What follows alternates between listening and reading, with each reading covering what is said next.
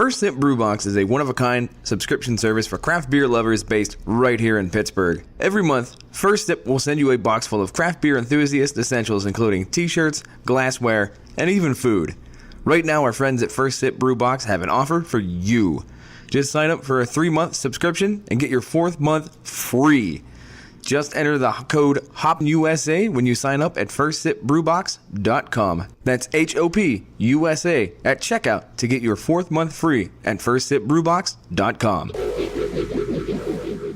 Woe to you, O earth and sea.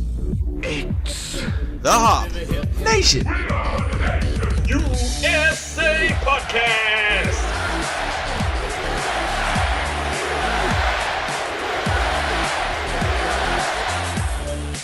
Welcome back, everybody, to another fantastic episode of Hop Nation USA. This is number 86. Seeing as we are a Pittsburgh-based podcast, you know exactly what number that's going to be. We'll get to that one later. Oh, you're not just going to give the Sporty Man reference out? No, I'm not going to. I never do it right off the head. I like to, wait until segment 2, segment 3. That way people can wait around a little bit. Sounds like you're dancing around it. Yes, a little bit. Somebody better catch up, otherwise they might not know who it is yet. This is, of course, Adam. That also was Steve.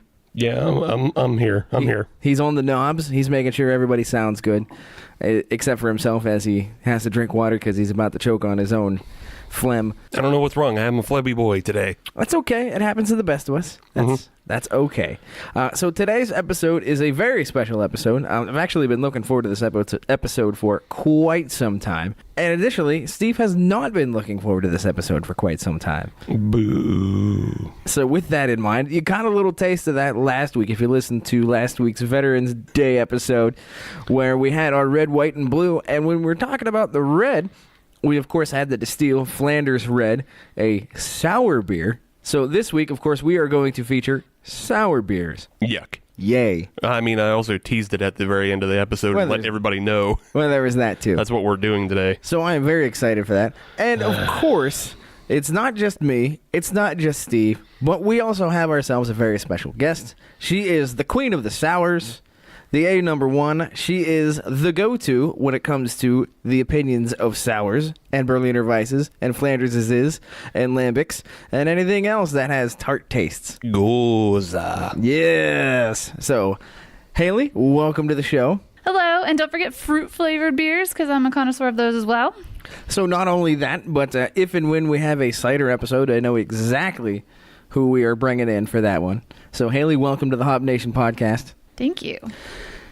She's actually a sub-in. She is. Because none of our other mics, except for maybe Sam, really enjoy sours. Right. And Haley is a sub-in for her husband, Bubba. Well, soon to be. I don't care. Soon to be. Don't get overzealous there. When you live together and you have dogs together, you just married. I don't give a shit. I'm like common law. Is that like Yinzer law? Yeah. Yeah, that's everything's common law in my head. You live together, you have dogs together, you're married.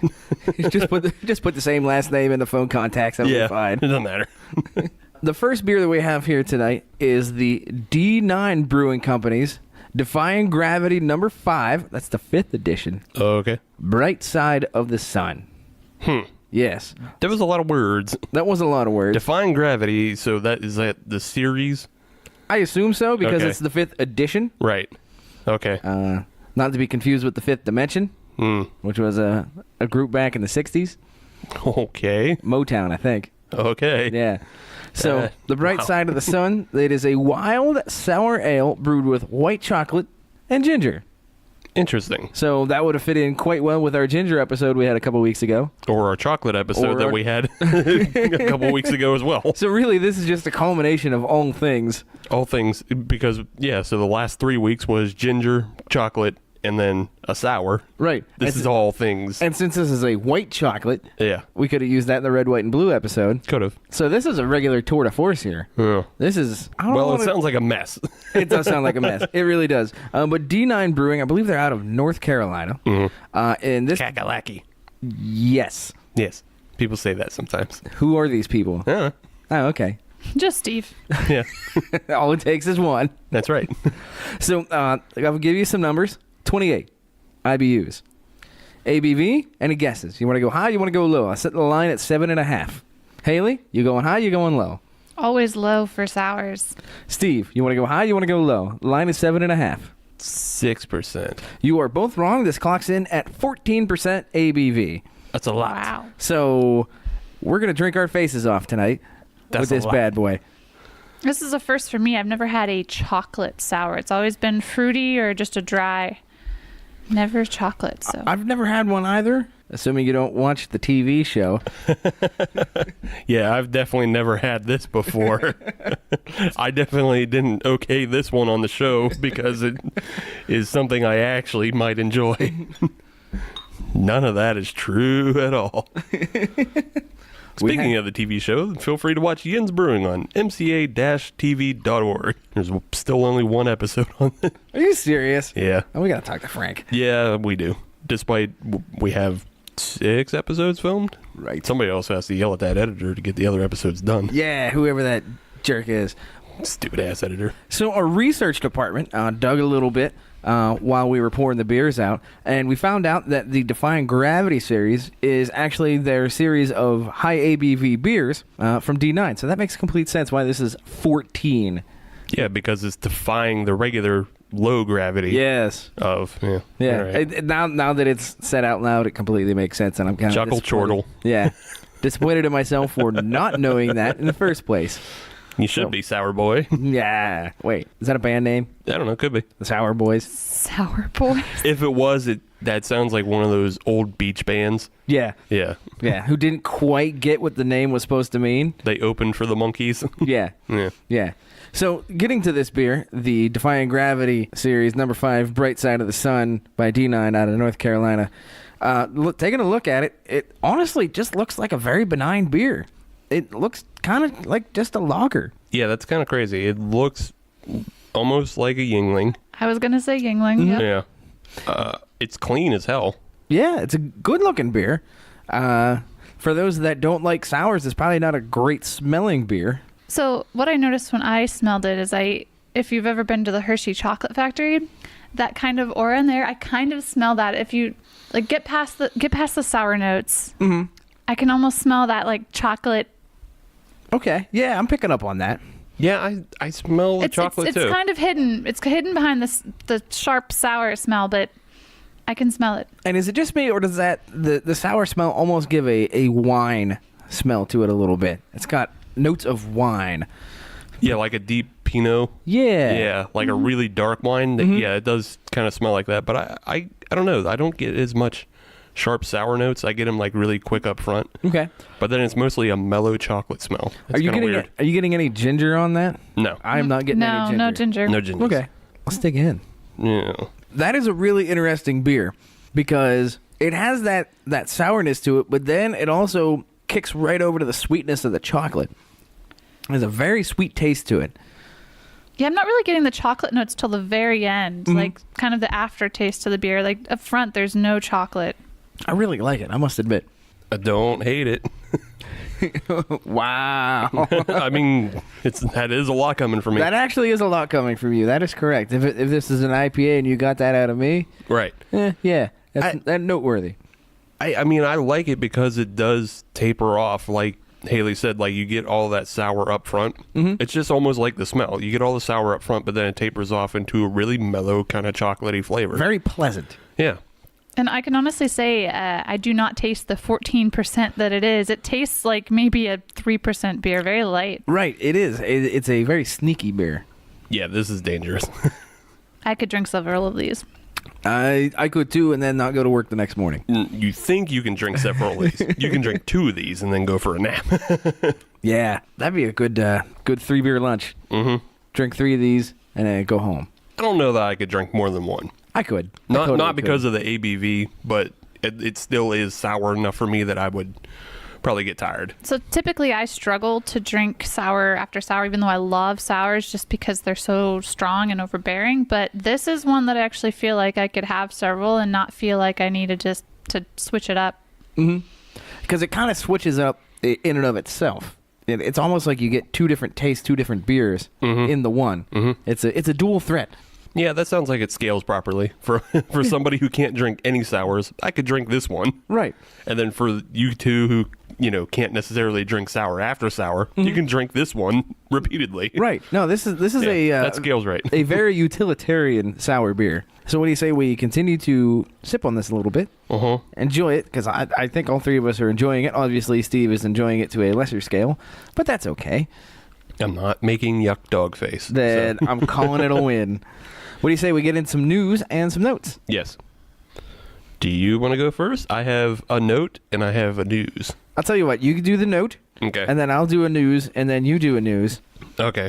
And we'll have done a news. Yes. All right. So my note is Stone Cold Steve Austin. Heard of him? He has given up beer. I saw that. Yeah. And he's also jumping in on the Diamond Dallas Page yoga. Yeah, he's traded in beer for yoga. So what is the reasoning behind that? Is he just deciding I don't it's know, time? he's just an older gentleman and probably wanted to get back in better shape. Well, I get that. I don't know. I've done yoga before. It's good for you. I'm telling you what, I got a good workout when I did yoga the one time. The one time. The one time I did yoga. I'm the only female on the show right now, and I've never done yoga. Really? I would recommend it. I did feel good afterwards, but I didn't go back. I'm not very flexible, so I'm kind of concerned what might come of that. So But see, that's the point, is yoga, it helps you build flexibility. Because even as a fat, ugly piece of shit, the P90X yoga that I did for a couple months helped me out with flexibility issues at work when I was working at a mill. And honestly, that would probably be one of the best things you could do if you were working a blue collar job like that. Right. It really got me back into doing my Slav squats properly. So Did you have to bust out the tracksuit as well? Just well, to no, make I sure? already own the tracksuit. Oh, okay. Yeah. Let you get full Slav squad. Yeah. But yeah, that's the note. Stone Cold Steve Austin is now stone cold sober. You did that whole thing just for that line, didn't you? Yeah. Okay. All right. Yeah. That was the point. All right. Well, as long as you as long as you admit it, lean into it. So I do have a news. I guess as a news, it's more of a note, but it's kind of a news. So the founding brewer of Blue Moon obviously has split apart from what is the Blue Moon Empire, AB InBev. Okay. Yeah. Blue Moon is Well, no, obviously- I'm saying, like, you're saying obviously. I didn't know that. Is that the news? Yeah. Well, no, that's not the news. Oh. No. But Keith Vila. Okay. I don't know if there's any relation to Bob Vila. He was the man behind the Blue Moon Belgian wheat, the classic Blue Moon, as everybody knows. That was actually over 2 decades ago, so Blue Moon has been out that long. So since the 90s, it's been available. But he has his own brewery now. Syria is the name of it. And You want to spell that? Ceria. Thank you. Syria? I'm just... Syria? Hey, it could be either. I'm just saying. Samson, Slappy, Swanson, Samsonite. It's right there on the case. So his brewery has come out with a THC infused beer. Okay, so he's still in Colorado. Oh, absolutely. And that's actually where it will start being Distributed. is in Colorado only. So it is called the Grain Wave. It is a Belgian-style white ale. Makes sense. I mean, he made a lot of money on that one the first time around. Right. So it's supposed to be coming out in Colorado in mid-December, and then eventually moving on to California and Nevada. We talked about some THC-infused beers in the past, and one of the ways that they're doing it is they're making beers, removing the alcohol, and then adding in the THC. Is that the way this one's going, or is this both alcohol and... No, this is you are exactly correct that this is a quote-unquote beer infused with THC, but it's not technically a beer because it has no alcohol in it. Okay. So that's how they're getting around it, because the federal law says, that's no bueno. Right, yeah. I figure for the most part, most federal law says that you can't mix the two into one drink. Right. I mean, if we can't have Four Loko Thank you. with caffeine and booze, then it's hard to believe that the federal government would allow for THC and booze. Right. So look for that if you are in the great state of Colorado. are And they I will. opening a brewery, or is this just distribution? I believe this is distribution only. They are in bottles, in aluminum bottles. They're being sold out as. I don't believe they have anything on tap. Where you're going to be able to buy it, not entirely sure. Probably being it's Colorado, I don't know their full laws anymore, but like when I was there, like you could probably buy it at dispensaries. Right. I mean, that makes sense. Yeah, it may expand out to, you know, just wherever. Oh, like, so you're thinking only dispensaries for this? Yeah. Because there's another one in called California that we talked about before. I think it's called Two Roots or something. Something like that, yeah. Something like that. But they were putting out an entire line of, like, they're going to have a stout and an IPA and a lager, like all the flavors, but again, none of the alcohol. But they're being distributed in both Las Vegas and California. But I believe that's only in dispensaries as well. So, yeah. So there you go. Interesting. The one of the OGs of craft beer is moving on to the next biggest thing, which is THC-infused beers. Yeah, okay. That makes sense. And then he'll get his tryout, and then I'm sure MillerCoors will come back and buy him out again. And then he'll make more millions of dollars. Yes. So what is your second piece of news, or first piece of news, second unit of news and notes? So we're sticking with MillerCoors talk. So yeah, we went from Blue Moon, and now we're talking MillerCoors again because they are trying to kill PBR. Those poor hipsters. I know. Those poor anybody. Right. Poor college kids. Poor street drunks. Poor anybody who enjoys PBR. So back in 1999, there was a agreement between PBR and MillerCoors. Saying what? Saying that MillerCoors would produce and package all of the PBR line of products. Okay. That's kind of why PBR has had its resurgence, because MillerCoors put a 4.5 million barrel backing into it. Right. So now MillerCoors is saying that they can no longer sustain it. And that agreement is supposed to be up in 2020. So they're saying that they aren't able to keep up production? So they're saying they can't keep up production, and they're saying PBR is not paying them enough to do the production. Oh, wow. Yeah. Okay. PBR is countering by saying that MillerCoors absolutely can do that production. And they're trying to charge triple. Oh, damn. Yeah, they're that's a hell of an increase. Yeah, they're trying to charge, PBR triple to produce all the products. Interesting. So all those products also include like Lone Star, Old Style, and Old Milwaukee. Those are all beer in a shot beers. Mm-hmm. Yeah. So I'm getting word from the research department that Lone Star is actually supposed to be terrible. I don't agree. I was told that it is the national beer of Texas. I don't. Okay. No, fine. that's true. It is All right. the national beer of I didn't Texas. know that. Yeah. And I lived in Texas for a couple of years, and I have to agree with the research department. Not. It's pretty much ass. Yeah. You can say that. You're allowed. You can say ass on this show. Ass. I mean, I don't know. It's all kind of the same product, although I kind of like it a little bit better than regular Coors. Mm-hmm. I like PBR and Old Style better. Now, when you say regular Coors, are you talking Coors Light or Coors Original? Just anything Coors, really. Oh, okay, because the Banquet Beer, I like that. This banquet beer is It's got Sam Elliott as its spokesman. I'm good with it. Okay. I will fight that fight. That's fine. I mean, you can fight that fight and keep your John Huston films. And I just need a bigger mustache. Mm-hmm. Yeah, you need a bigger mustache and a little bit of gray in it. Yeah, bushier. But yeah, if everything goes through the way MillerCoors wants, there will be no more PBR in the world. So it just would stop it. Not even like they'd have limited production, or they could shift production or anything like that. Right. PBR has no production and they have no backup plan. Oof. Apparently. Well, they have a year. Can they come up with something? You would think they could. And it's not like tomorrow they're no longer going to be producing. That's the thing. They're going to court with it right now, and I feel like by the time it's decided, they'll still have, at least a year to maybe find another production area. Right. But talk to Green Flash.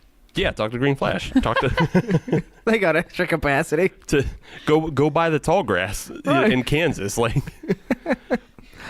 But yeah, the PBR is talking about how like. They're producing 4.5 million barrels for all of their products right now.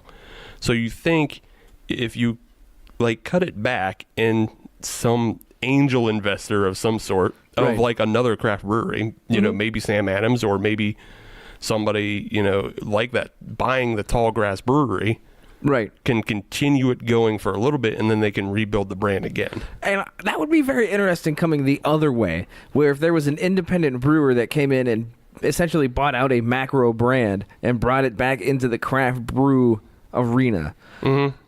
It's essentially a bizarro MillerCoors. It would be. But you also have to consider the trend of the shitty cheap lager, Which is coming on strong. right? Founders has solid gold. Mm-hmm. If there's somebody out there who's looking to make money to build their craft brand, Right. they could build their craft brand off the back of shitty PBR. Right. And obviously PBR has that name recognition. It's got that cachet. Yeah. It's got cachet out the yin yang. And you could use that to distribute the rest of your line. Right.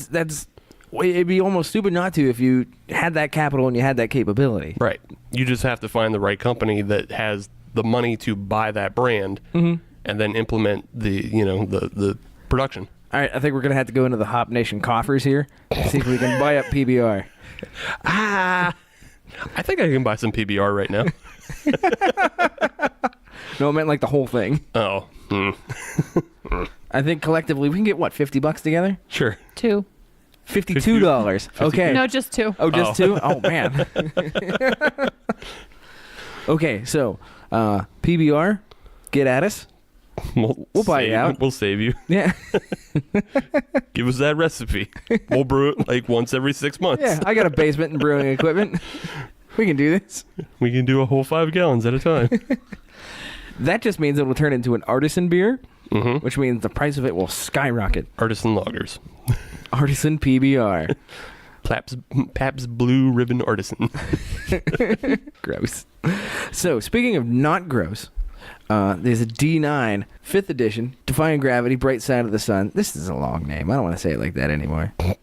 It's the Bright Side of the Sun. Yeah. This is a good beer. I really like this beer. Haley, thoughts? Yeah, it's definitely up with my favorites, which is saying a lot because I drink sour beers all the time, and this is stellar. Steve, thoughts? Hey, it's better than the rest. You don't know that. We haven't had the other two yet. I meant the rest of everything else I've ever drank. Oh, okay. All right. I mean, unless we're discluding certain gozes, but Right. yeah.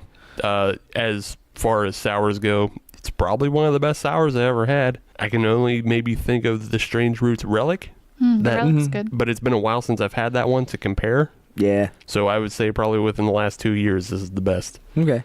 So you haven't even had the Strange Roots Relic. You had the Dry Log Relic. Right. Yeah, exactly. It was still dry lock when I had it. Gotcha. They haven't got rid of it. Good. I haven't been down there in a while. I need to go back down. Yeah, that's what I was just telling. Or you Okay. can go to the new location in Gibsonia, That's true. which is like on your way home from work. They have a new location? They do. Yeah. I did not know that. Yes. Yeah. It's been open for a while.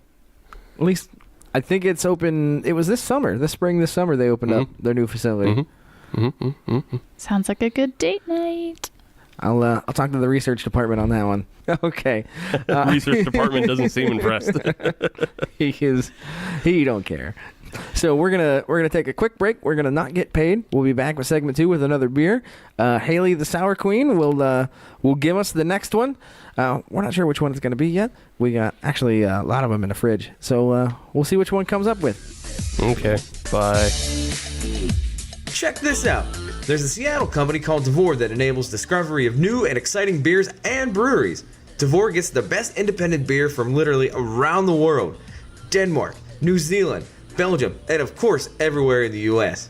The app is incredibly simple to use to get some ridiculously good beers delivered right to your door. And right now, anyone who signs up with the code HOPNATION can save $10 off their order of over $25. That's TAVOUR.com, Devore.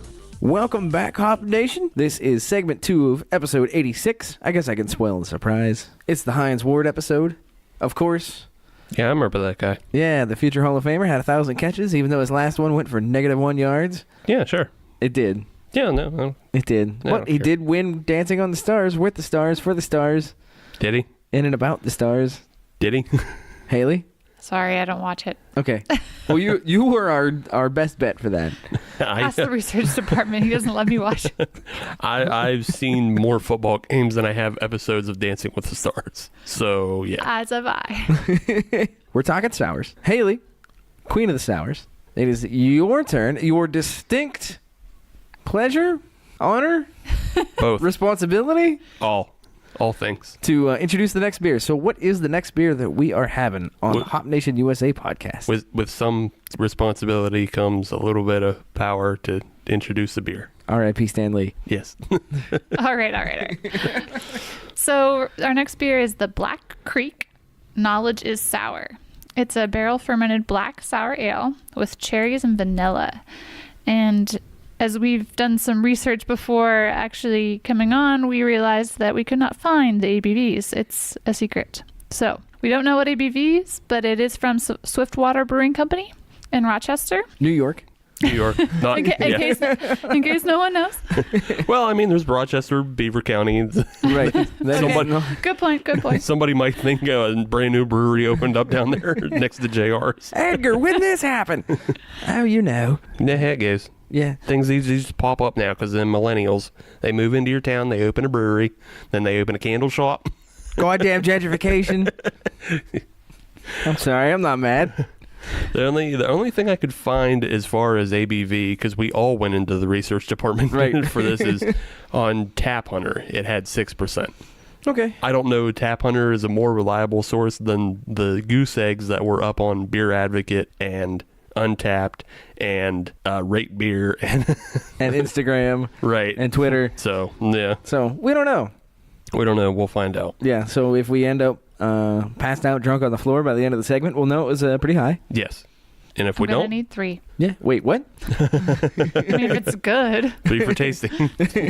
You got to repeat experiments, Adam. That's how true. science works. So does that mean that one of us has to be the control? Mm-hmm. 1, 2, 3, not it. No, well, I think research department's control on this. Okay, research department is control.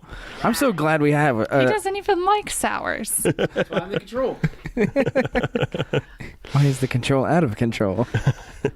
Okay, Pop it open. Haley, let's make this happen. Make beers happen. Quote unquote beer. On the pour, this doesn't look anything like the first one that we had from D9. This is a heck of a lot darker. It almost looks like it's got some porter properties to it. No, it doesn't. No, it doesn't look thick like that. No, it doesn't. Okay, well maybe I'm wrong. You're absolutely wrong on that. It looks like a deep. You guys said wine off mic. Mm-hmm. I don't even want to say wine. It just, I don't know. It looks like a deep red liqueur. Like it just, I mean, it looks like booze. Like flat root beer? No, not even flat root beer, because there's such a red tinge to it. Like there's a real red hue to it when you bend it against the light. Yeah, for me, it looks kind of like a raspberry wine, just a deep red. Okay, I can dig on that. If it's wine, it's like Mad Dog. Oh, that's exactly what this looks like. Mad Dog? No, not Mad Dog. It looks like Boone's Farm Sangria. That's what it looks like. Okay, Very specific. That's the exact color of this. Is Boone's Farm Sangria. this is good information. The research department says this looks like Jaeger. Also wrong. Also wrong. It's not a porter. It's not Jaeger. It's not any of the other things that you guys are saying. It's Boone's Farm Sangria. And you know what? The lack of information on the bottle and the lack of ABV reveal, It might just be. it might be Boone's Farm Sangria. It better not be. I pay good money for this bottle. Surprise. Just rebottled you and fucked you over. You So- did say you were drunk when you tried this. So. This is true. I was. All right. Yeah, a little bit. Yeah. A little bit. Yeah. But getting back to this beer, you can definitely tell that it was barrel aged. I can smell some of that vanilla. A little bit. I smell a little bit of it. It smells a lot more sour, though, than the last beer. Yes, it does. And I do get the fruit flavor in there. Yeah, I mean, the fruit's there. Your enthusiasm has waned greatly here. Because this is like you doing an entire IPA episode. Yeah, and I've done that. I know. Now it's your turn. Right, well, so it's your turn to listen to me be unenthused. Okay, fair I'm not point. going to turn the energy on when you don't. Turnabout is fair play. Yeah. Okay, let's try it. All right. Oh, yuck. You didn't like it? That's a no on me, B. Okay. Haley, thoughts? I actually didn't think it was as sour as I expected. No, it really isn't. It's not. I taste the barrel aged way more than I taste the sour. I mean, it's still tart, but it's not what I would typically think of an actual sour beer. It's almost 1 part sour, 1 part oaky. Yeah, very oaky, very oaky. I get it, but it doesn't mix for me. I don't like that. I almost have to agree. It doesn't mix well for me either. I mean, I like sour beer and I'll drink the barrel aged, but the mix is kind of interesting. It's Well, I like it. Damn it. If I have to say, somebody has to. Oh, wow. if I have to say one nice thing about it, the after burps they're a little sweet and cherry. Oh, Like there's okay. a little, it's a little bit like of a cherry pop sweet burp. So you got that going for you. But to get there is just gross. I'm not really getting the vanilla. No, it's not I very taste the vanilla-y. cherry at the end. Okay, I just burped and I totally get it now. You guys Yeah. are burping. Yeah. Yeah. Well, not on purpose. It's a thing. It's just what happens when you get old and your body gets all shitty and you just make gas real quick. By the way, during every recording of this show, just so you know, there is a nap time between segments 2 and 3. That way we can get through the rest of it. I'm game. Because I know you're a young buck, Haley, but us old fogies over here, we gotta pace ourselves. Yeah. We don't have time for Detective Pikachus and whatnots. We got to take naps. And white chocolate lattes and, Right. And your Ugg I don't boots. do any of those and things. leggings and Okay, leggings I do. okay, let's get away from leggings. Okay. Let's talk about sours a little bit. All right. What do you want to talk about, Adam? So I wanted to go through just a little bit about what goes on with a sour.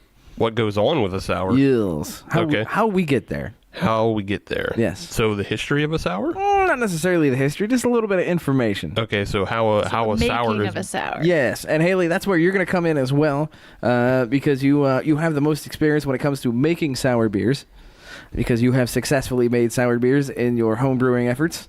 Just one, and I wouldn't call it a success, but yes, it was an attempt.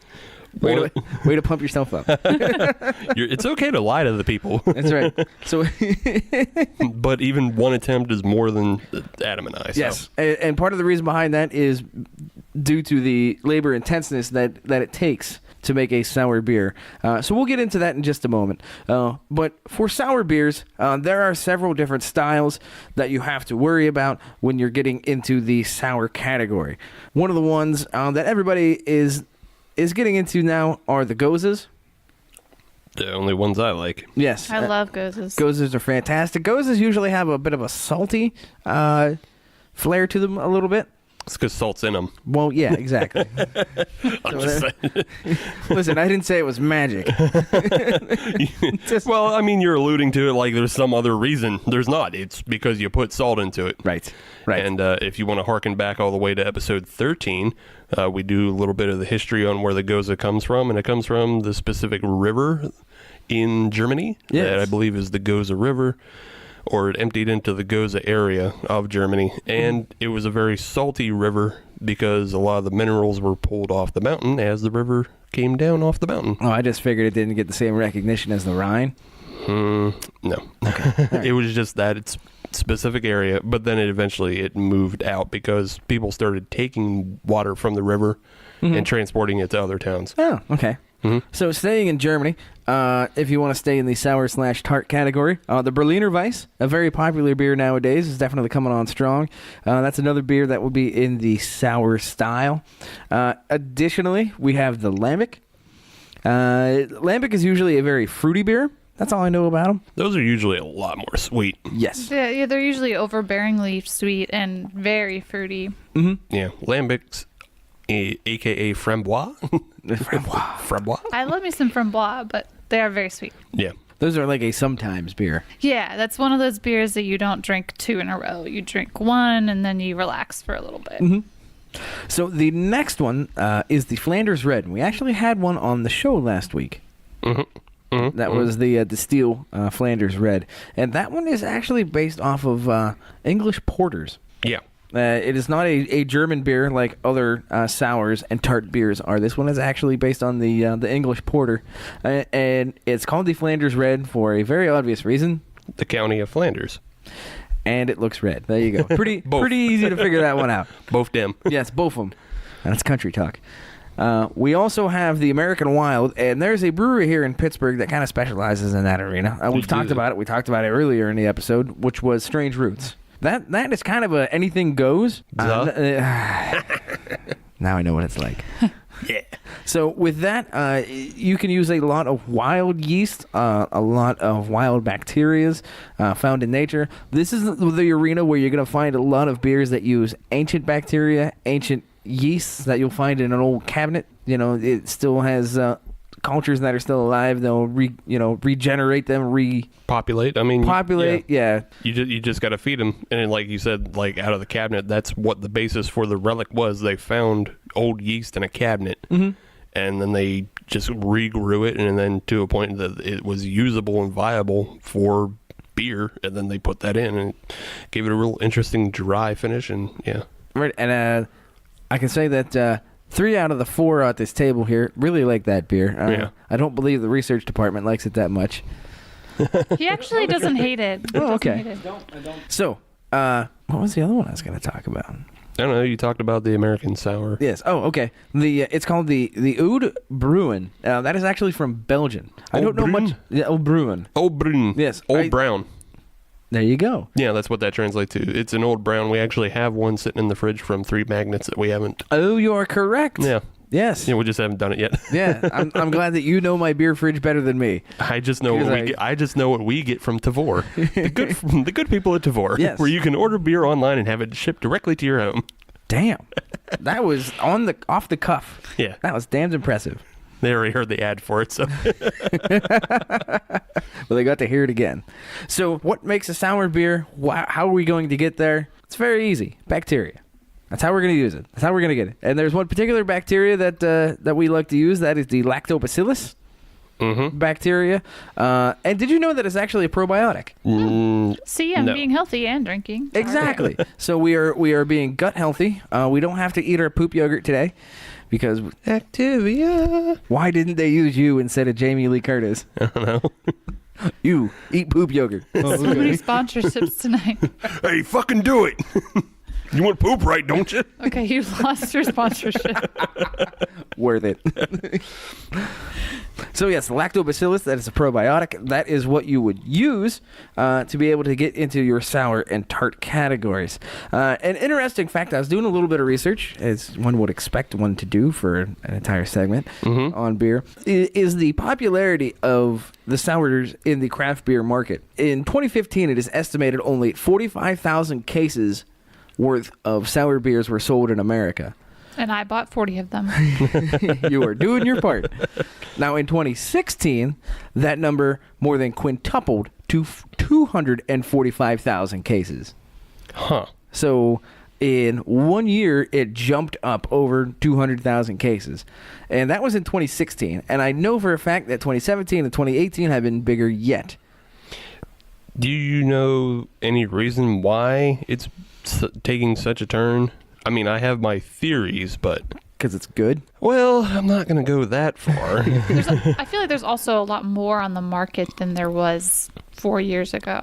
Every year it seems like there's more and more sours on the shelves. Or even going to a brewery, or even I was at a nicer restaurant this past week, and they asked what I wanted to drink, and I said, do you have any sours on tap? And they had a sour on tap, and it was a fancier restaurant. So it's starting to become more popular and more distributed. So I think that leads it to be tried more, and then of course more people find it and like it.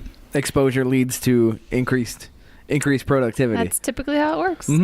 So my theory behind it, as to why there's actual growth behind it, is there's all these reports coming out about how millennials are drinking more and more wine. I don't know why. Okay. I don't know why that is, but apparently wine is the, flavor du jour.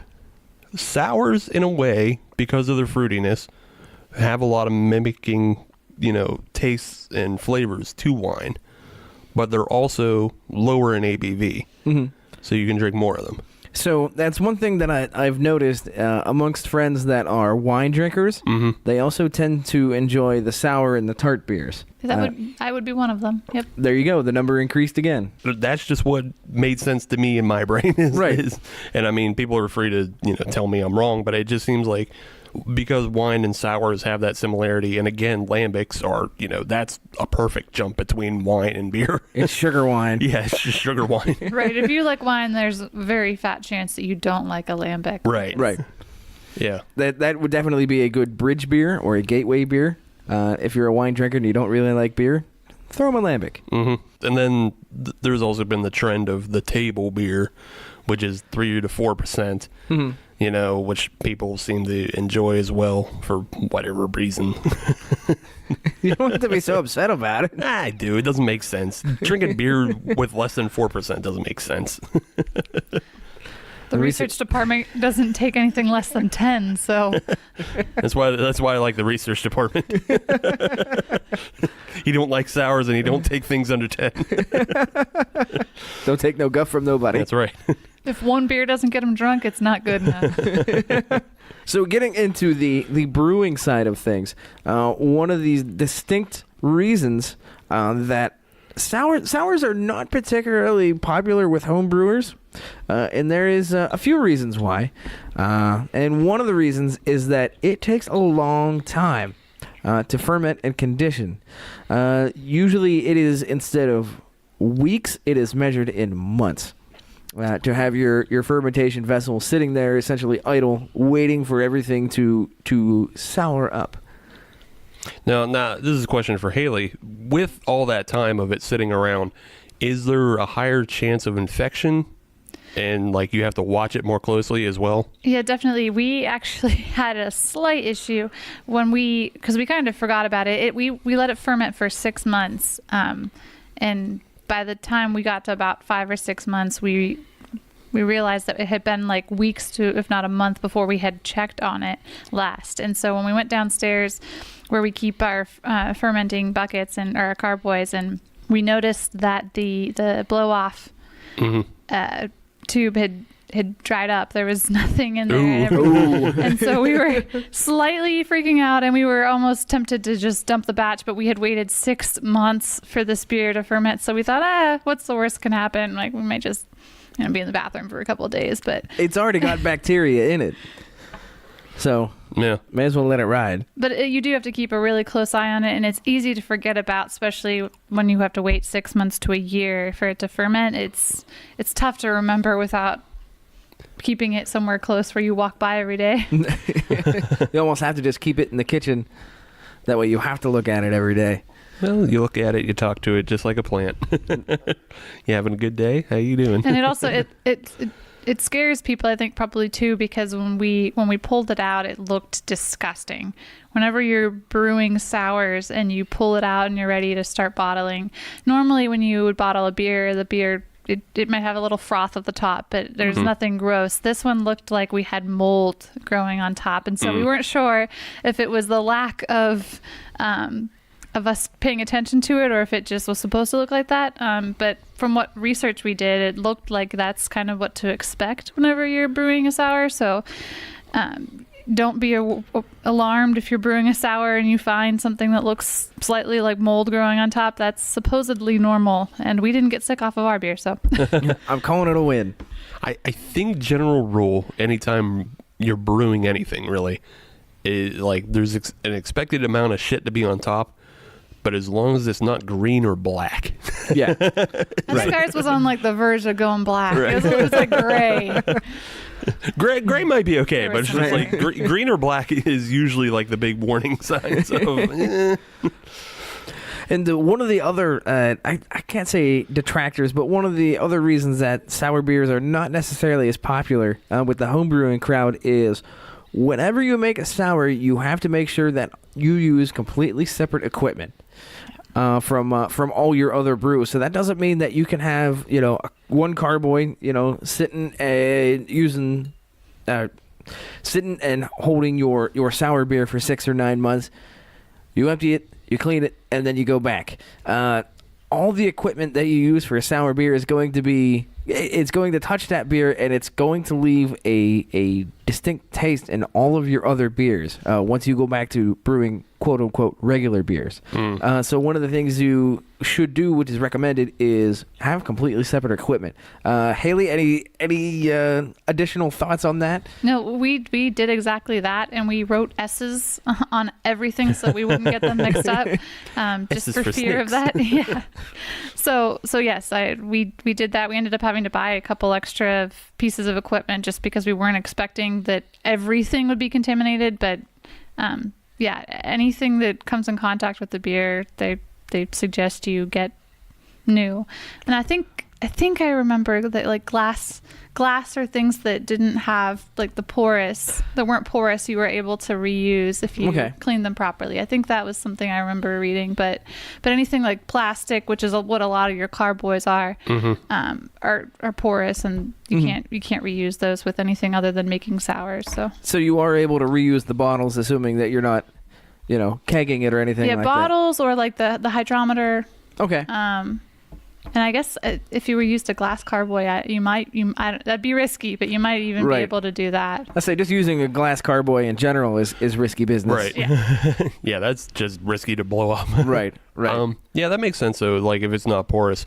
But yeah, a lot of your fermenters, like your conic fermenters are, they're plastic, and you can already feel like they have that roughness about them. So yeah, if that's just going to keep sour flavor into it, no thank you. Right.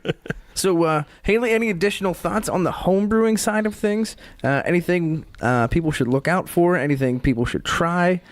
Trials, tribulations, anything like that? No, one thing we noticed, we added fruit to our sour because I love fruit beers, obviously. And so we added some cherries, and it came out with a weird flavor. Something we commonly have issues with when we're fermenting with fruit is we get kind of a rotten fruit flavor. And so we got that in our sour beer, which kind of, for me, ruined it because I hate the taste of like a rotten fruit. So I'd say if you're going to start with a sour, with all the time that you have to commit to it, don't try to be too funky with your first one. Just go basic, because if you try to do too many things, it's a long time to wait to have a beer come out and not be good. So Yes. Yeah, and that's I'd say generally true with most any beers. If you're just starting out, stick with the basics, because it's still, even with a basic beer, you're looking at 4 to 6 weeks to be able to drink it, and that's still nothing compared to the sours. right. Yeah, it was quite a disappointment because I'm not a very patient person to start out with. And I waited 6 months, and I was so excited to have my first homebrew sour beer. And I was quite disappointed that we had added the fruit, because I think if we hadn't, it would have been a lot better. So, yeah. All right, we'll keep that in mind. I mean, Notes for next time. Yeah, I can fuck up 3 beers in the time it takes for somebody to fuck up 1 sour. So. Can and have. Yeah. So getting back to this beer, this is, of course, the Black Creek Knowledge is Sour by SwiftWater out of Rochester, New York. Also the home of RIT, Rochester Institute of Technology. Why would you bring that up? I don't know. It's either that or the Toy Museum. That might be more interesting. Actually, it really was. It was a really neat museum. You can actually go to the toy museum. You can go to RIT, too. I've been to RIT. See? There you go. Suck it. Weird. What did we think about this beer? Haley, thoughts? It can suck it. For me, it's definitely not one of my top sours. I don't think it's gross, and I don't think it's bad. It's just not one of my favorites. And I think mostly because it was barrel aged, and that's not a good mix for the sour, in my opinion. Fair enough. Steve, I have a hunch I know where this is going. Well, let's see. The barrel age doesn't mix. That just doesn't work. People should stop doing that. Two things to stop doing: barrel aged sours, hoppy sours. 3 things to stop doing: sours. So I will completely agree on the hoppy sours. That's bullshit, and nobody likes that. For this beer, the Knowledge is Sour, the Black Creek version, of course. There's multiple versions of this beer. There's at least 4 or 5 versions available. We have the Black Creek because that's what was available at the time when one of the representatives of Hop Nation USA went to the brewery. That would be me. I like this beer. I liked it on tap. I like it in the bottle. I like the the balance between the sourness. It's not even a sour. It's more tart than anything else. And the oak age to it. I like that. There wasn't much in the way of the vanilla. I couldn't find that very well, but that's okay. But I like this beer. I would have it again. If you guys don't like it, send it my way. I'll drink it. They're all yours. Okay. You hear that, Swiftwater? If you ever have an overabundance, you know where to send it. Send it my way. I'm all right with that. So in the meantime, should we take a break? Let's take a break. We're Yeah. taking a break. I was told it was nap time. Exactly. That's why we're taking a break. So we'll be back once Steve takes his cat nap, Mm-hmm. Yes. and we'll be back for segment 3. Yes. Bye. Hey everyone, my name is Drew, and I host a podcast called Dudes with Brews on a Porch, where we let the drinks flow and the conversations go. Each and every week, me and a friend of mine, we sit down, we try a different craft brew, usually from the state of Wisconsin, and we just sit down and have a conversation. We talk about all aspects of life. Once a month, we talk about paranormal stuff, and we always have a good time. You can find our show, Dudes with Brews on a Porch, on iTunes, Google Play, and anywhere else you find your podcasts. Grab a cold one and hang out with us each and every week right here on the porch. Hop Nation, it's segment 3, which means it's time for a third beer. But not only that, it's also time for a fourth mic. We have been convinced to let the research department on to the show after much, clamoring and whining and just, Sniveling. Sniveling is an excellent way of putting it. So the research department now has a fourth mic. So, Bubba, welcome back to the show. Hello. I got the big brains on 4. Let's go. What? I don't know. I tried to do something new. This is I already, am the research department. this is already a mistake. I already regret this. Don't mind the redneck over there. Look at the big brains on Bubba. Damn it.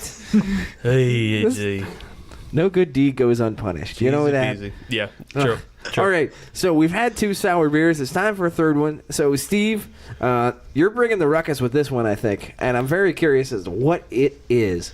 All right. So the third beer we have tonight is actually coming from our friends at Tavor. You can have their beer shipped directly to your home. They're getting all kinds of plugs tonight. Yeah, buddy. Good for them. They win this episode. But this beer is coming to us from the Anchorage Brewing Company, all the way out of Anchorage, Alaska, and it's called The Experiment. It's a sour beer with wild Alaskan blueberries. It's 7% alcohol, and it is a sour ale, of course, fermented in French oak barrels, aged 1 year with a mixed bacteria culture using Brettanomyces, Lactobacillus, and Pediococcus. Oh, the big 3. Yeah, so there's a mix of all 3 in this beer. Very nice. Very nice. And it's naturally carbonated in the bottle. Cool. So yeah, we'll see how this goes. It seems like a lot, but yeah, Let's try it. I'm about to pop it open. Let's pop it open. Yeah. One thing of note is it's coming with the cork cage that I was requesting for the beer last week, the Jelly Pumpkin beer. This is what it should look like. Yeah, this one has the cork cage. Yes. So that's how you know it's fancy. Gotta drink this with the pinky out. It's special. Although, I don't believe it would meet last week's criteria for being a fancy-looking beer, just based on the label art. What is on the label? Yeah, so on the label, it's 2 aliens conducting an experiment on a person. So yeah, it does not fit classy label art. This is Right. sci-fi X-Files label art. But let's pour it up. This looks like a lambic. Wow. It looks straight up red. It looks exactly like a framboise. Isn't that a YouTube song? Red, red wine. No. That's UB40. Fuck. Thanks, Brett Kavanaugh. Come on! I like beer. What, I don't get any? Yeah, you can have some. Give me a minute. It was dribbling. Drabbles. Oh, that's probably way more than I want. Well, you can I'll drink distribute. You can distribute to others. Smells like a lambic as well. So this is a very interesting looking beer. Because it kind of looks like cranberry juice. Looks like Welch's grape juice. What was the ABV on this? 7. Okay. Yeah, I've also seen 8.5 in other places, but you know, Somewhere between 7 and 8.5. in and about. Yeah. Okay. This looks more like Welch's grape juice and cranberry. It's darker than cranberry. It looks interesting. Like almost no head on it. Yeah. So the nose on this thing is very interesting. It's sour, but it, I don't know. It's, I don't know. It seems a little more mellow. I definitely get the blueberry. Almost rubbery. What? Rubbery. It almost smells like rubber. That's kind of weird. I know. I don't smell the rubber. I smell fruit. It smells very fruity. I smell a little bit of rubber, maybe vinyl. Okay. My You imagining cars right now? No, I'm telling you. You're having a stroke? It's on one side. One nostril says burning tires. The other nostril says blueberries. this smells like an experiment that my little sister's boyfriend did. He took Welch's grape juice and just pitched yeast into it and fermented it in the gallon jugs, and it smells like that. It sounds like prison wine. All right. That's what we called it. That's straight up hooch. Yeah. And they stuck it behind the toilet. Pretty much. Huh. Well, I guess we'll just find out how much hooch it is. Yes. Hooch is crazy. Huh. I hate it up front, but I don't hate it at the end. Agreed. Up front sucks. There's something really weird and off up front. Yeah. It's weird. It tastes musky. It kind of tastes like my beer. So maybe you didn't screw it up. It's that open top fermentation we took of our gross cellar. You the basement. It goes in the bathroom too, Aw. That bathroom's not used. Okay. It's Not anymore. except for by Bubba on occasions. Oh, the cellar. Yeah, I don't hate this beer as much as I did the last one, but there's something like really pungent and offensive up front on it that's hard to work through. Yeah, for me, it almost seems like there's something wrong. Like it doesn't feel like they meant for it to be like that up front. Yeah. It tastes like what I imagine mothballs taste like. Okay. All right. All right, that's a whole new level. So we got rubber, we got mothballs, we got disappointment. You know, I think I taste crayon at the beginning. Crayon. You know, like Crayon? when you're a little kid and you eat crayons. This explains a lot. Never mind. Apparently nobody else was on that train. No. Sorry, I never did crayons and Play-Doh for lunch. I was more of a glue fan. Great, it was salty. This is a fine Elmer's. This is an early 92. I think I was more of a paper kid. I was long as born you- in early 92. Great, now I feel old. So let's continue to sip on this just a little bit. Maybe things will change. Maybe they won't. Let's hope.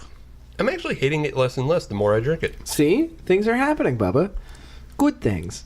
Yeah, I agree. Like, It's weird. It's just it like kind of grows on you or something. it grows in you. Ooh, All the bacteria. Maybe it's because we've had a couple strong beers before this one. Maybe. Yeah, it's possible mixing all these different sour flavors have thrown things off. But yeah, I don't know. It's growing on me. I'm starting. I'm not gonna say enjoy, but Starting to not hate it. yeah, I'm definitely not hating it. It's just that very first sip, there was something off. So I'm wondering if it's temperature related. Might Now be that it's starting temperature, to it might warm up just- a little bit. Might just need breathe. Yeah. It might just need to breathe first. Let it breathe, B. Yeah, like it says, it's aged for a year, and then it's carbonated in the bottle. Give it a minute. Right, give it a minute. So, yeah, I don't know. I don't know what to say about that. What I do know is that I have a game for everybody, and it's partially why Bubba's on mic. That's the only reason why. Well, yeah. Well, I mean, Absolutely. I could do it with just them, but you know, we let you on. You can't. Gotta play with you guys. Yeah, we let you play. So, with Thanksgiving coming up, that also means Black Friday is coming up. Yeah. All right. Well, at least one of us is excited. Not me. What are you talking about? You get to sleep in. And spend his money. Nice. But obviously, Black Friday is one of the biggest gift giving. Well, not gift giving, but Gift buying. Obtaining. yeah, gift obtaining days in the year. So I did a little research, and I've come up with a game called The Prime is Wrong. Okay. And the prime is wrong is I found a bunch of shitty beer gifts on Amazon. And what I'm going to do is I'm going to describe said shitty beer gift to you. Okay. And you're going to do your best to guess the price. Oh, okay. Oh. Yeah. All right. So if you can... So this is The Price is Right. Right, it's The Price is Right, but we don't own that trademark, so we got to call it The Prime is Wrong. Also, we're not allowed to say that again. Yeah, don't say it again. And the editor can't put that music in. If I do it off key, it should be. That was John Cena anyway, so it doesn't matter. That sounded like John Cena was sung by Eeyore. Just sad John Cena. or the cartoon. That's when John Cena's bummed out and he just tells the guys in the back, play it in a different key. Play it in a lower key. I only feel like having 3 moves of Doom tonight.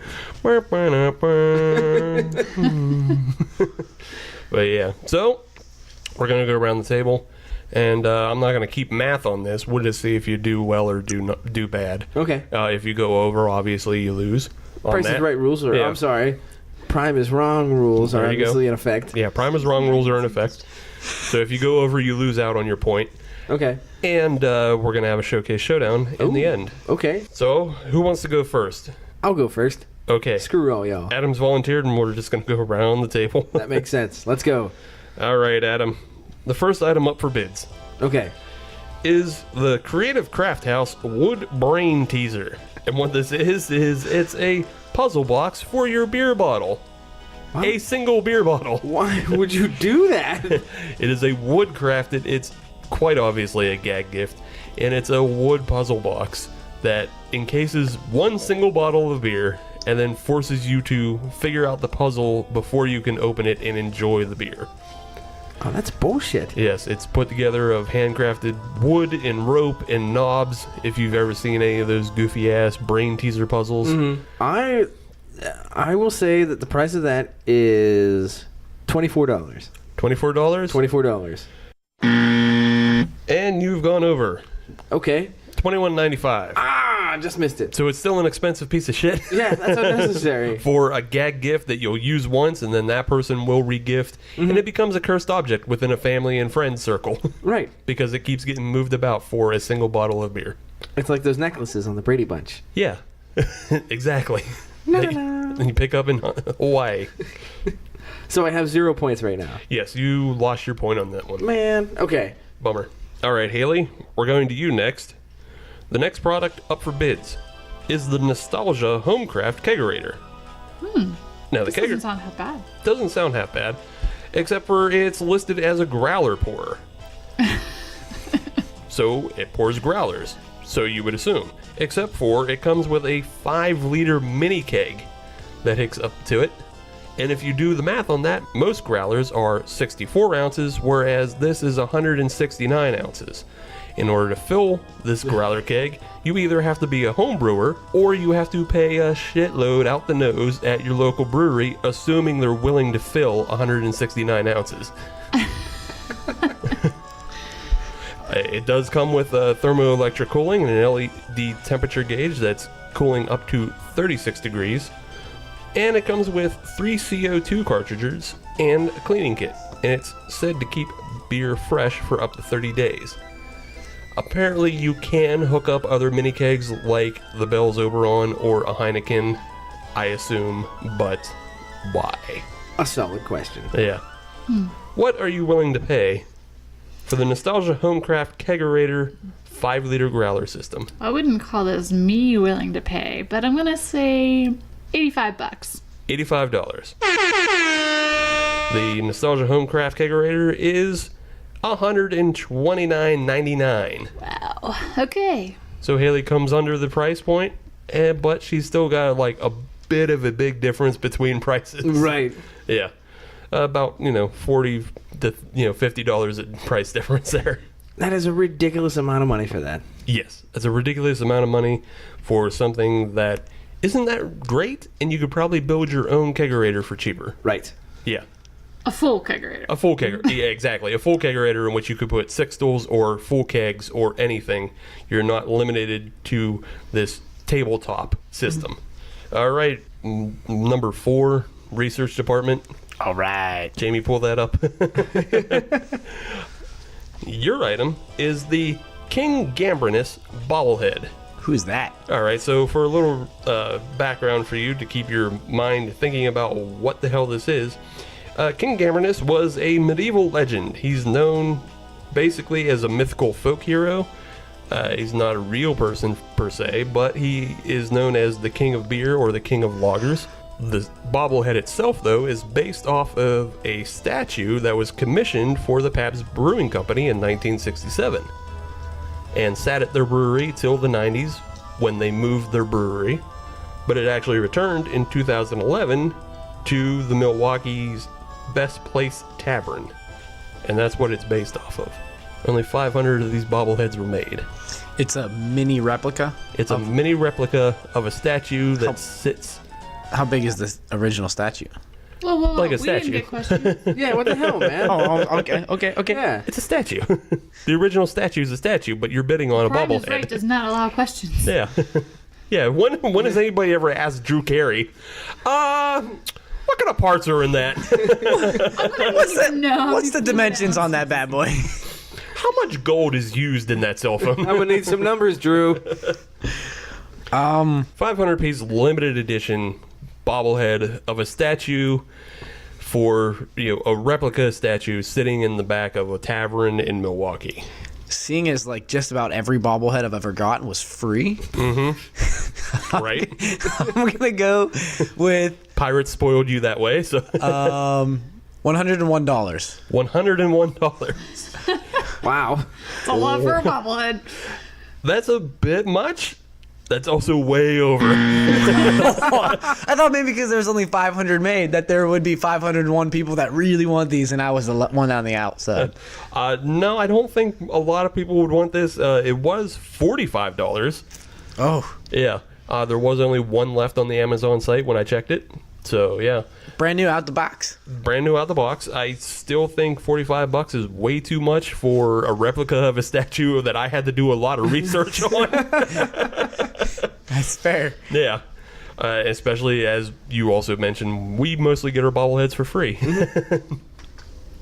All right, so Haley's the only one that got a point in that round, as both the research department and Adam went over. But just barely. But just barely. Just a bit That was a outside. little more than barely. It's like twice plus some. A lot of berry. I was actually hoping only one of you went over so I could disqualify them from the Showcase Showdown. Oh, I'm sorry. To make it like a real game, but in this case, we'll just kind of call it like a 2-point Showcase Showdown. All right, that works. So, this is for everybody, and I just want you to pay attention as I read the descriptions. I'm going to give you a number of products. And like the Showcase Showdown, you just give me the grand total of what you think this all is worth. And tonight's Showcase Showdown is the Douchebag Collection. Oh, I got this one down. All right, research department, let's see it. So, in the Douchebag Collection, we have the Beer Beard. That's right, the Beer Beard. It is a 72-ounce container of beer, which remains quote-unquote hidden behind a fake beard, despite the fact that the container is completely clear and there's a giant straw that sticks out from the beard that loops back around into your mouth. That's the Beer Beard. Did you say there's beer in that, or it's just Yes, glass? you can hold up to 72 ounces of beer in the Beer Beard. Oh, but it is a glass, not a... No, it's like an IV bag. Someone just took a camelback out of the backpack portion. And There you Strapped to the go. face. There you go. You know exactly how it works. Yeah. You have a camelback bag hanging from your face with a shortened hose, and it's completely clear. It does not blend in with the beard in any way. Your next item are Saucy Socks. That's right, Saucy Socks, the branded socks, which on the bottom soles say on one foot, if you can read this, and the other foot says, bring me a beer. Oh, I like those. That's Saucy Socks, I can tell you what I'm getting for Christmas from Haley. the Tasmanian Devil t-shirt of socks. Not far behind it, the I Love Titties and Beer trucker hat. It's a red, white, and blue trucker hat with a red mesh and a blue bill. The I Heart Titties and Beer trucker hat.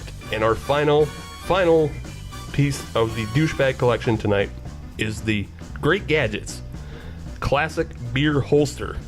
It's an all-leather holster, fits any belt, great for looking like an asshole at barbecues any hikes or tailgating. Ooh. Yes. Feel free to go hands-free when you put your beer in your beer holster. All this and more can be for you if the prime is wrong. So we're going to start with Bubba. Ooh. Go in the reverse direction, as he was, I believe, the farthest off. He was $60 over. What would you bid on the douchebag collection? $73.88. $73.88. $73.88. Okay, $73.88. Haley. $65.45. $65.45 from Haley and Adam. $1, Bob. $1 on the douchebag collection. I kind of want to tell you don't do that, but them's the rules. And closes without going over on the douchebag collection. And if anybody's listening, they should all buy it for Adam. With the winning bid of $1. Yes. Adam has won. Oh my gosh. The prime is wrong. And I dare somebody to give him the douchebag collection, which will only cost you $46.70. No way. Crushed it. No way. Crushed Yes. it. So $8 for the beer beard, $9 for the socks, $10 for the hat, and $18 for the holster. Holy crap. I put the beer beard at like $30. So did I. No, it's a real piece of shit. I put the socks, like, because they're novelty socks, like, I don't know, $10-15. Yeah. I saw a couple iterations of those socks. Yeah, they make them for wine as well. Yeah. I want a pair for Christmas, by the way. Hint, hint. Research department. That's the caddy showcase.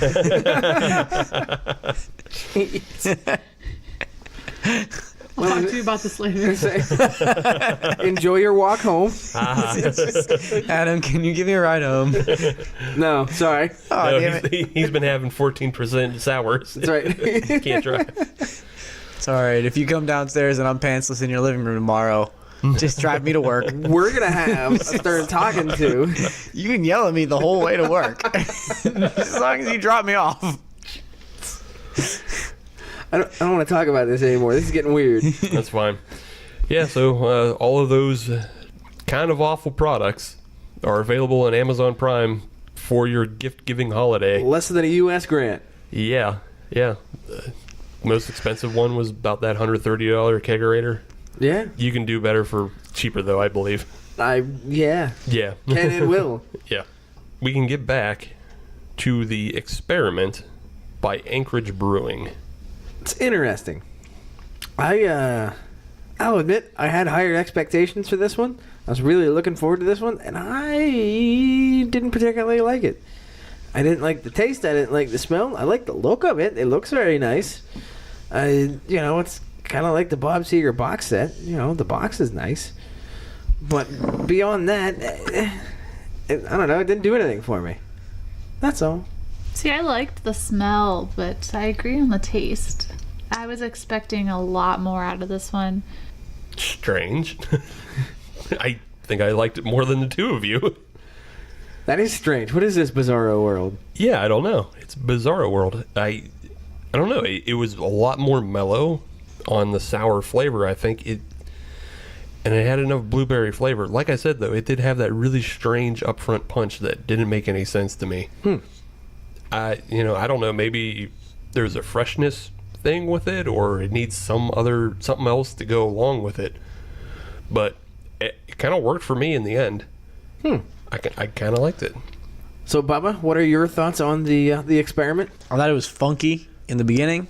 Kind of get that blueberry. I didn't like it. I wouldn't drink any more of this. Okay. Other To than be what's fair, left. I've never heard him say he likes a sour, so.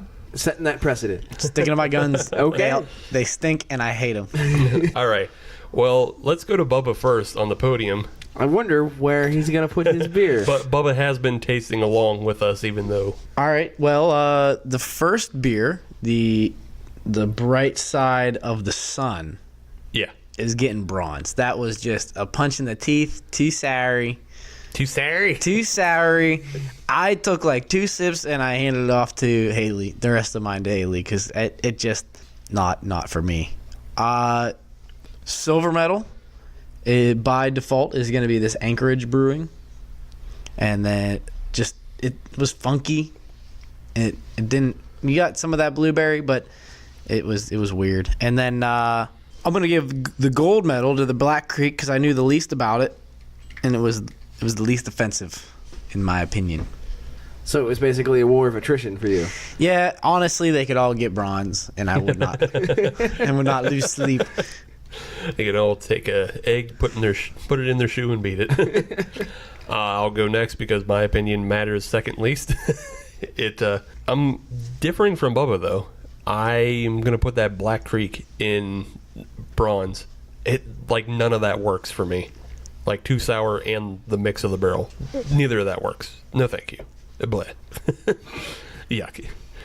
Silver I'm going to give to the Anchorage Experiment. It gets gooder. More gooder? More gooder. But it just, I don't know, it's still a sour, it's still not great. But it's less mellow on the sour, but I don't know, the funkiness is weird. Yeah, I don't know, maybe you got to try different batches or something. But that's not a good consistency thing for beer. So I don't know what to say about it other than that. The gold I'm going to give to the D9 Bright Side of the Sun, though. That is pretty good. I mean, I liked it the most tonight. And I liked it more than a lot of other sours that I have. It has that nice mellow chocolatiness to it on the back end. I don't know, it just makes it more drinkable. Like, it's not as sour. So it hits those notes in that way. But if I was comparing it to like other sour-ish beers like Goza's, like the Sierra Nevada Otravase, that's not sour at all. That's really drinkable and easy to, just crushable. Mm-hmm.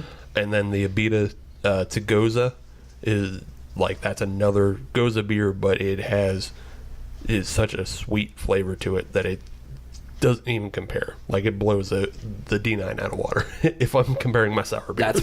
That's fair. Adam?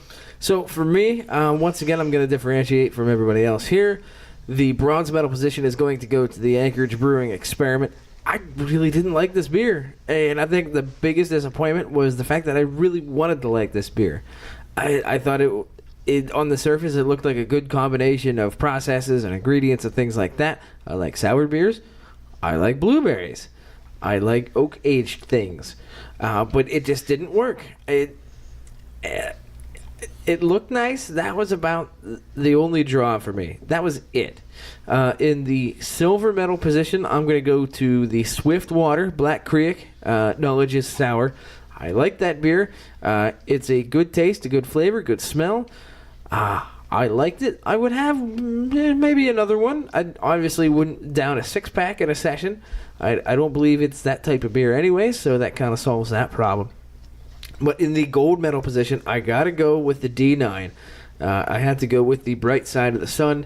I really liked that beer. I really liked how it easily transitioned from a sour taste to a chocolatey taste. I thought that was executed to perfection.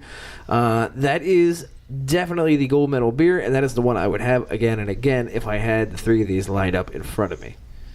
Easy enough. Haley, your opinion matters the most on this episode, so that is why we have saved the best for last. So, the Sour Queen, take it away. Believe it or not, I'm going to agree with Steve on this one. So I'm going to put Smartest man around. I'm going to put Bright Side of the Sun as number 1, a gold medal. I loved that beer, every bit of it. It had the right amount of tart, the right amount of sweet. It was an excellent sour, and definitely right on one of my tops, one of my favorites for sours. It's kind of tough between second and third for me. I didn't really love either one of the other two beers, but if I had to choose, I would agree with Steve and say that the Anchorage Brewing was number 2. I liked the back end of the beer, but the front end, like everyone has been saying, was just weird. There's something funky. I'm not sure what it was, but I didn't like the front end of the beer. And then, of course, last would be the Black Creek. Knowledge is sour. I don't like barrel aged to begin with, and then barrel aged with sour is just not a good mix for me. So I don't know that I would pick that beer to drink again, but the other two I would drink again. And the first one I would drink nonstop. All right, then. Well, D9, you know where to send your overstock. That goes to Haley's house. All right. If you want to find us on social media, all you have to do is search Hop Nation USA, and that'll get you Twitter, Instagram, and Facebook. And if you want to listen to brand new episodes of the Hop Nation USA podcast every Friday, as you should, then search Hop Nation USA on your favorite podcatcher like Podbean, Stitcher, Google Music Play, and Apple Podcasts. And if you're on Apple Podcasts, leave us a 5-star review because We are a 6-star show, but they only let us use 5. and that's the truest crime that isn't putting hops in sours. Assholes. Yeah, I think that's the one thing.